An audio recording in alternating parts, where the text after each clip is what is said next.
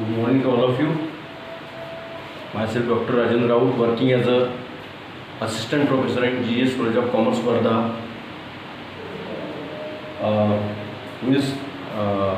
In last lecture, we discussed what is amalgamation, what is absorption, what are the objectives, characteristics of amalgamation. Today, we will discuss the difference between amalgamation and absorption.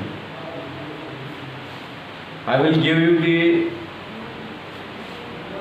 total PDF regarding your numericals and some theoretical portion. I will only write here the important points. I will send the PDF which will cover the more points, but these 3 or 4 are the important points we will discuss here, and after that I will send a PDF which cover your theoretical portion and then numerical portion.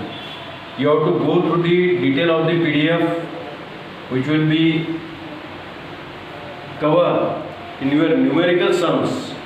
That numerical sums we will discuss here. Okay, so today we will discuss difference between amalgamation and absorption. Here amalgamation and here absorption. In amalgamation, 2 or more companies join to become one.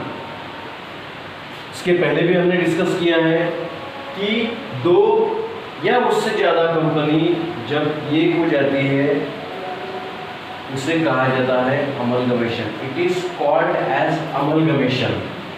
Absorption के case में क्या होता है? When one company takes over the business of another company, that is called as absorption. एक बड़ी company छोटे company को take over कर लेती है तो उसको कहा जाता है absorption. Point number 2, new entities form. यहाँ पे ए बी अमलगमेट हो गई और एक तीसरी नई कंपनी फॉर्म हो गई सी कंपनी, इसलिए इसको बोला है द न्यू एंटिटीज फॉर्म. यहाँ पे नई कंपनी बन रही है. लेकिन एब्सॉर्प्शन में क्या होता है? No new entities form. यहाँ पे कोई नई एंटिटी फॉर्म नहीं हो रही है. क्यों? क्योंकि ए बड़ी कंपनी बी एक छोटे कंपनी को टेक ओवर कर रही है, तो यहाँ कोई नई कंपनी नहीं बन रही है, इसलिए इसमें बोला है न्यू एंटिटीज फॉर्म. एब्सॉर्प्शन में नो न्यू एंटिटीज फॉर्म, क्योंकि यहाँ पे कोई नई एंटिटी नहीं बन रही है. Third point, at least 2 company liquidated, यानी कम से कम 2 कंपनी जो है लिक्विडेटेड होती है. इसमें only 1 company is to be liquidated. इसमें जो छोटी कंपनी है वो लिक्विडेटेड होती है और बड़ी कंपनी जो एग्जिस्टेंस है वो छोटे कंपनी को एब्सॉर्ब करती है. इसलिए only 1 entity is liquidated. Question number 4 में है, सॉरी पॉइंट नंबर 4 में है, no company dominate any another company. Amalgamation में कोई भी कंपनी दूसरे कंपनी को डोमिनेट नहीं करती. उसका रीज़न ये है कि इसके पहले के लेक्चर में हमने डिस्कस किया है कि अमलगमेशन क्यों होता है. अमलगमेशन होने का बेसिक रीज़न जो है वो आपस की कंपटीशन को मिटाना. अब दोनों बड़ी कंपनी है, दोनों अच्छी कंपनी है, लेकिन उनको लग रहा है कि हम अगर साथ में रहेंगे तो इससे अच्छा काम कर सकेंगे, इसलिए दोनों कंपनी अमलगमेट होती है म्यूचुअली. यहाँ कोई डोमिनेशन नहीं रहता, एक कंपनी दूसरे कंपनी को डोमिनेट नहीं करती है, ये अमलगमेशन में. लेकिन एब्सॉर्प्शन में क्या होता है? The bigger company dominates the bigger company. यहाँ पे एक बड़ी कंपनी जो है वो एक छोटी कंपनी या जिसको बिगर कंपनी बोलेंगे उसको डोमिनेट करती है, उसको टेक ओवर कर लेती है.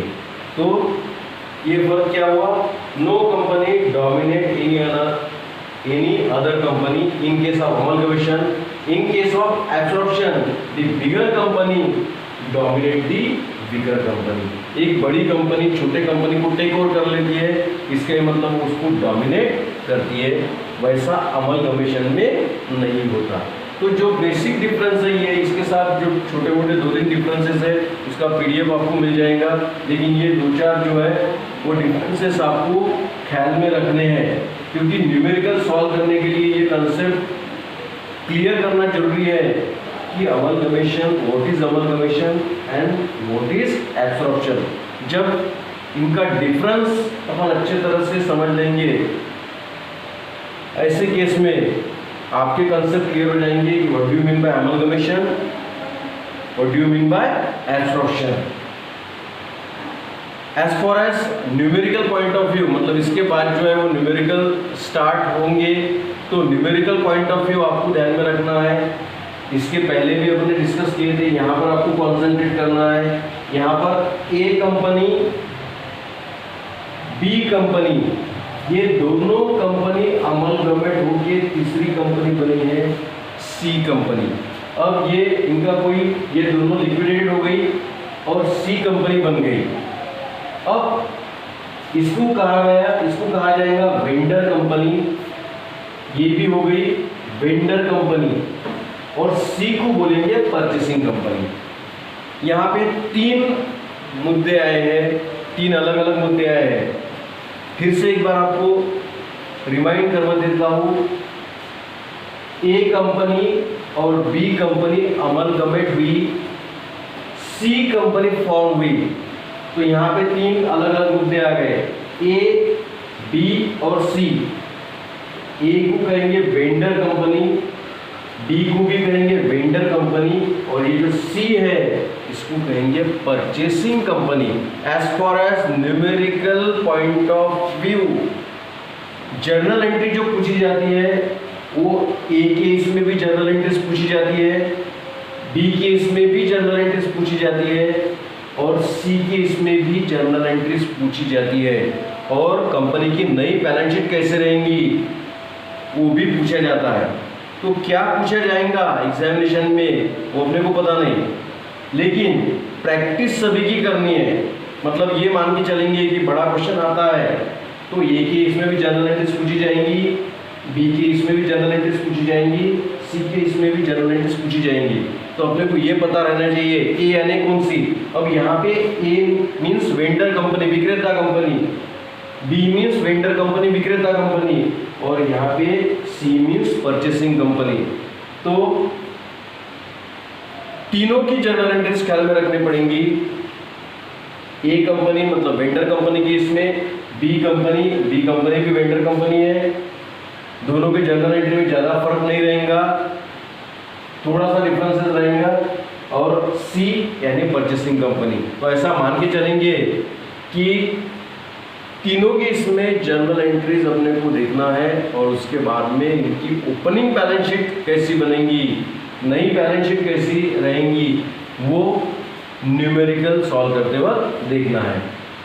वैसे in the books of vendor company के इसमें जनरली जो है वो पूछे जाते हैं realisation account, purchasing company account, shareholders account, debenture holders account, cash और बैंक अकाउंट। यानी ये अकाउंट जनरली जो है वो वेंडर कंपनी के इसमें पूछे जाते हैं, लेकिन बहुत कम अकाउंट पूछे जाते हैं। नॉर्मल केस में जो है वो जर्नल एंट्रीज ही पूछी जाती है, इसलिए इसके अपन जो है वो जर्नल एंट्रीज भी देखेंगे और जो अकाउंट ओपन करने हैं वो भी देखेंगे, लेकिन ज़्यादा कॉन्सेंट्रेट आपको जर्नल एंट्री और जो है न्यू बैलेंस शीट, यानी ए और बी कंपनी अमलगमेट होने के बाद सी कंपनी जो बनी, ये सी कंपनी की जो बैलेंस शीट नहीं है ए और बी साथ में आने के बाद वो देखेंगे। इसलिए इसके बाद जो है आपको ग्रुप पे एक पीडीएफ मिलेगा। वो पीडीएफ में जो है वो न्यूमेरिकल्स रहेंगे। हो सकता है कि एक आधा न्यूमेरिकल्स का एक आधा हिस्सा, एक आधी जनरल एंट्रीज कटी हुई होंगी, तो ये आप लेक्चर पर से आप उसको लिख सकेंगे। लेकिन जो पीडीएफ में क्वेश्चन भी है, क्वेश्चन भी रहेगा। जैसे फॉर एग्जांपल स्टार्ट करेंगे अपन अमलगमेशन से। पहला चैप्टर जो है अमलगमेशन के न्यूमेरिकल्स देखेंगे, तो अमलगमेशन के न्यूमेरिकल्स का पीडीएफ प्रॉब्लम विथ सॉल्यूशन आपको मिल जाएगा थ्रू पीडीएफ। और यहाँ वीडियो लेक्चर में उसका एक्चुअल सॉल्यूशन अपन देखेंगे कि वो सॉल्यूशन किस प्रकार बन रहा है। सॉल्यूशन आपके पास में रहेगा, आपको लिखने की जरूरत नहीं रहेगी, लेकिन वो सॉल्यूशन आप बाद में देख सकेंगे। तो एक बार फिर से मैं बता दे रहा हूँ कि इसमें आपको क्या क्या ध्यान में रखना है।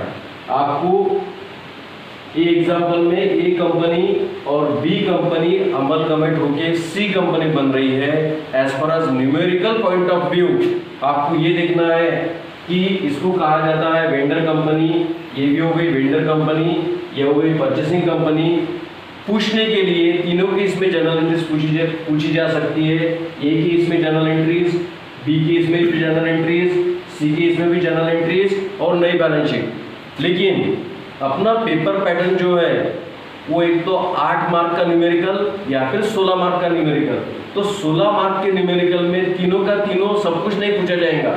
जनरली पूछा जाता है ए की इसमें जनरल एंट्रीज, उसके बाद में सी की इसमें जनरल एंट्रीज और नई बैलेंस शीट, या फिर बी के इसमें जनरल एंट्रीज, सी के इसमें जनरल एंट्रीज और नई बैलेंस शीट। अब क्या पूछा जाएगा ये अपने को पता नहीं रहने की वजह से अपनी प्रैक्टिस जो रहेंगी वो फुल रहेंगी। ए की भी जनरल एंट्रीज, बी की भी जनरल एंट्रीज, सी कंपनी की भी जनरल एंट्रीज और नई बैलेंस शीट। तो नेक्स्ट लेक्चर के लिए आपके पास जो भी पीडीएफ आएगा वो पीडीएफ आपको पहले क्वेश्चन रेफर करना है, उसका आंसर्स नहीं देखना है। आंसर आपको तब रेफर करना है जब यहाँ पे पूरा उसका सॉल्यूशन हो जाए, उसके बाद ही उसका आंसर रेफर करना है। इसलिए नेक्स्ट लेक्चर में जब भी रहेगा जर्नल एंट्रीज एक्चुअल में देखेंगे कि वेंडर केस में कौन सी जर्नल एंट्रीज बनती है, वो एक बार उसका सीक्वेंस देख लेंगे। परचेसर कंपनी केस में कौन सी जर्नल एंट्रीज बनती है उसका सीक्वेंस देख लेंगे और उसके बाद में एक्चुअल प्रॉब्लम स्टार्ट करेंगे। आपके ग्रुप पे आपको पीडीएफ मिलेगा, वो पीडीएफ आपको अच्छे से रेफर कर लेना है। आज के लिए इतना ही, बाकी नेक्स्ट लेक्चर में देखेंगे। Thank you.